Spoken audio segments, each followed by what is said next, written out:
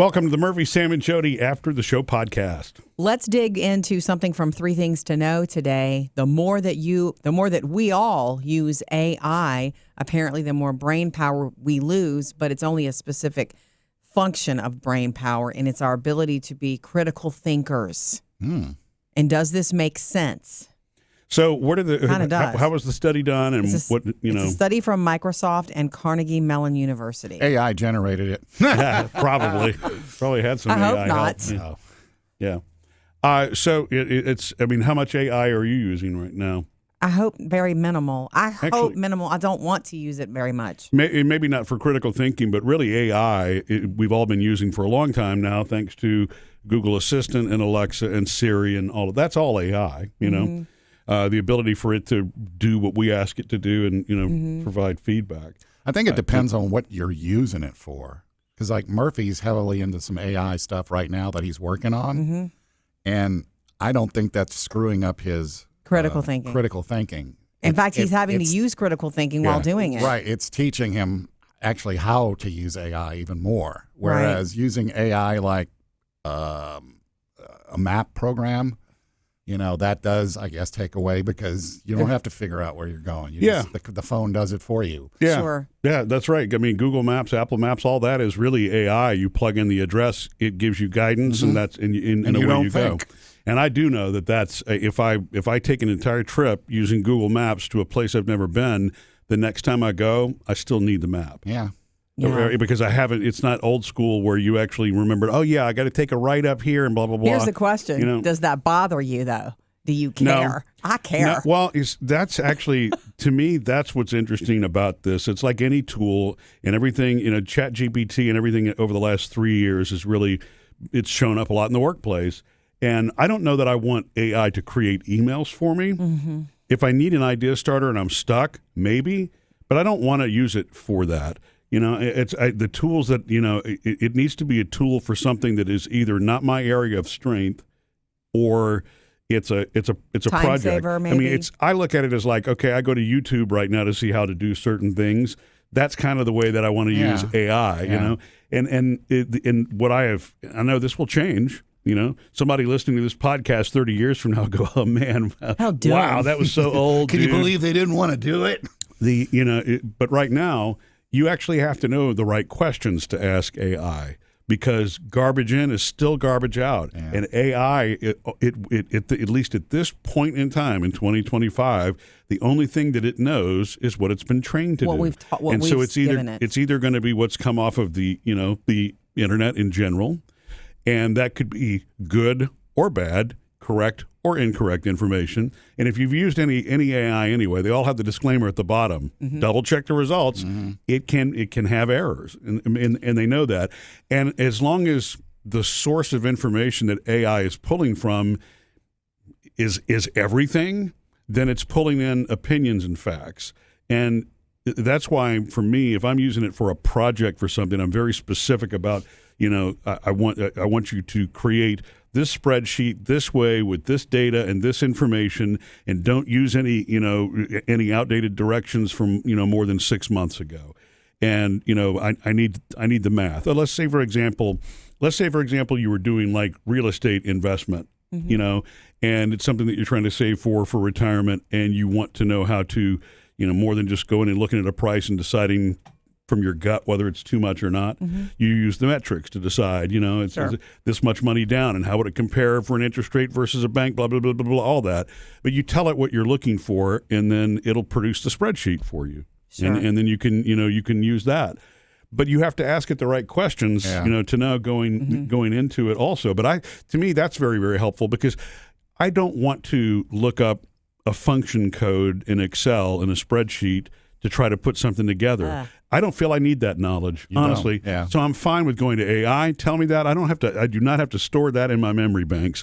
If I need it again, I'll go look for it again, right? Yeah. And so to me, those are the kind of things that are that it's very useful for. There's a lot about it that's exciting, yes. But, so an email, I guess, is a perfect example of something that is a critical thinking, is you are composing a note to somebody that you're thinking through because you know what the tone of it needs to be.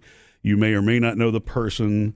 You know what your hopeful outcome is, Yeah. like you need an answer to a question. The researchers in this study found that the more that workers used AI to write reports or emails, the more you do it, the more you're likely to trust it, even if it's wrong. So it might mess you up if you're not proofreading it, things like that. And then it also makes you more reliant on it, therefore harming your critical thinking skills in the real world. Yeah. That's if you use it a ton. Just like what you're saying, the map thing is a perfect example of a lot of people not really knowing where they are because they've never had to find their way back, because you have AI, taking you somewhere, and it takes it's intensely personal to me, because it would bother me. Like I said, does it bother you, for you not to know where you are because AI helped you get there? It kind of bothers me to not know where I am. Some people don't care. Yeah, I think it depends on the person. Me personally, even if it tells me how to do it, I want to know where you are. I want to have an idea. Like, you making me turn on this street. Okay, why and what? It's I just want to intensely know personal, where I am. because there's millions of people who don't care. As long as you get me there on time, I'm fine. And I've used it, here for writing certain things. I've never written any emails with it. I use it for writing certain things that I do during my day. But I don't trust it. Right. After I tell it to do it, I get it back, and if it's not exactly what I wanted, I might ask it again, like you said, Murphy, get the right question. Yeah. But even when I get what I want, it's still not in my speak. It's not in my language. Sure. It's not my voice. So I have to arrange it. It's like, oh, thanks for the idea.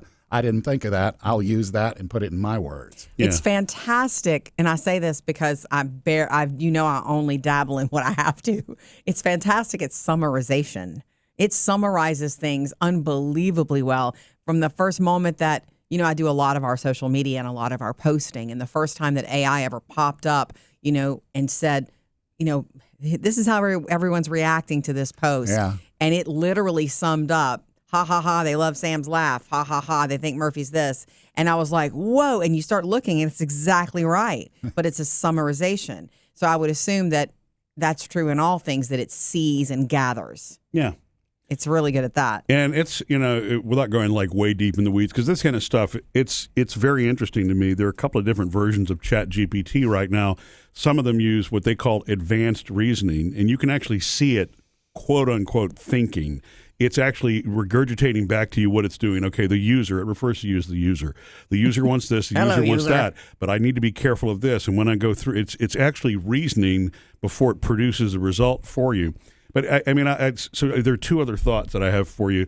AI right now is useful in the medical field. We've talked about that before, and we love that. Yes. But you still want the expertise of a doctor to interpret that data. You really do want that.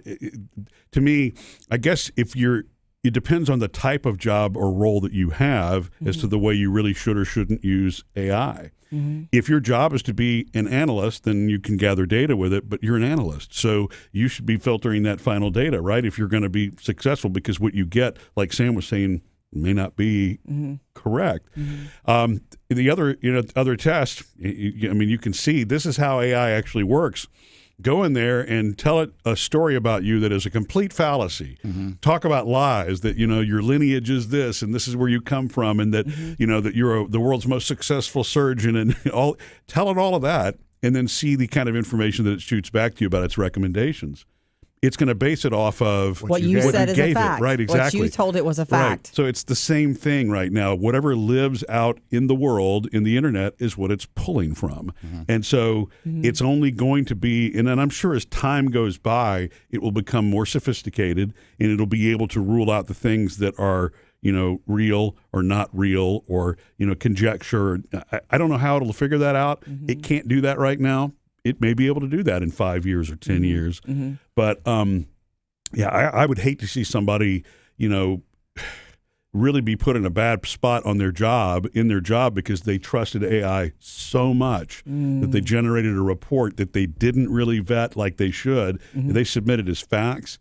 And if you start talking about like financial data and the performance of a company and things that a CEO relies on, that could really put you in a bad spot. Yes, Or a it Super could. Bowl commercial. Y'all probably don't know this, but I watch them for a week or so beforehand when they start dropping Super Bowl commercials. Right. And one of the ones they dropped for Gemini, there's a line in it that's I don't even remember what the commercial was, but there's a line in it about Gouda being one of the most popular cheeses in the world and it gave numbers and stuff, and that was in the spot. Mm-hmm. Well, people like me who saw the spot in advance were like, that's not true. That's not true. And so they were writing into Google like, this isn't true. This isn't true. So they went back and looked, and they even responded. They said, well, we just took it from AI and we didn't double check it. Ooh, now that we checked it, you're right. So they fixed the spots. Wow. The one you saw in the Super Bowl was correct. But if you actually saw the one beforehand, it had they data. fed in the correct information into AI. So now their AI modules have it correct. But Hopefully. yeah, you do have to be careful. I will say this, every day when we are beginning production of the show, I'm reading 100 stories, quickly scanning 100 stories to pick 3 things to know today, to just have the summarization of these things that we share.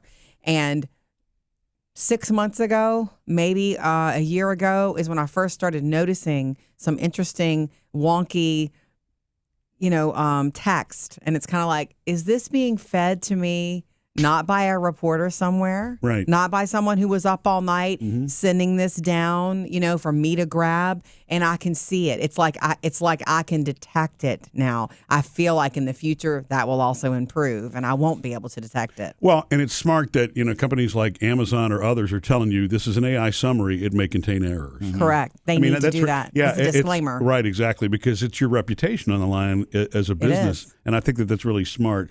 The other thing, and I'll have to test it again to see if it comes up with this. Anytime I've asked the AI to give me information on pop culture, do you know what it has? It never cites as a source that I have seen is Wikipedia. Oh. It's not using Wikipedia, and I don't know if some of them do or not, or cross-reference. Well, isn't but that that makes because sense Wikipedia is just a big collection because of everyone's... Wikipedia is a right. What do you call that? An open contribution open or whatever? source, Open source. Yeah. Right. Yeah. Right. And so it's not always factual. Some data is missed. So maybe that's done by design. I'd have to go back and see, because I know that there have been times when I've Googled plenty of things just with straight up Google that will pull up Wikipedia. Obviously. I will tell you something that I find is beautifully interesting is that it's not just an age thing. It's not just that someone younger is going to be more open to it, open to AI. Haha.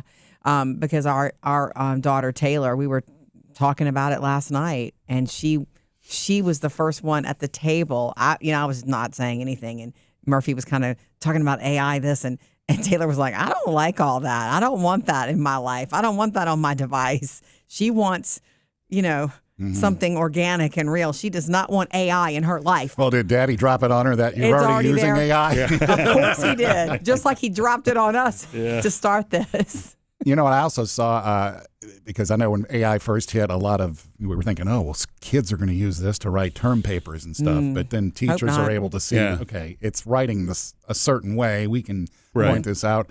I saw a little story online the other day that people are developing programs to polish up that AI or that term paper. Of course. Oh my gosh. To make it in more, instead of AI speak, to make it more normal speak. And there's one called Twain, as in Mark Twain, Twain GPT. So it's like you take whatever AI generates and you run it through that to refine it even more. To humanize it. Yeah.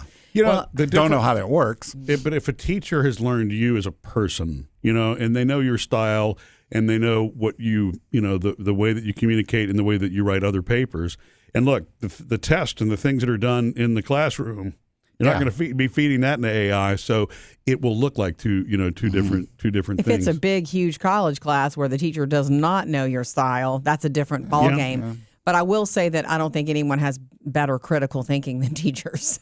Teachers are forced to think critically when reading papers, looking at everything, and everything that they do. Yeah, and remember, that what will happen also is that universities and other, educational programs will also have their own AI bots, detectors, whatever apps that will also be able to screen those papers to say, was this done with an algorithm or was this done by a person? It's crazy, isn't it? It really is. It's endless. I do Strange think, times. like anything, it's easy for it to spark fear, but I don't think we should be afraid of it. I think over time we'll make the necessary corrections, just like you see in very small baby steps where you're seeing, news sources actually say this summary was generated by AI or Amazon, like we mentioned a minute ago. Baby steps. Missed any part of the show? Get it all on the Murphy, Sam, and Jodi podcast.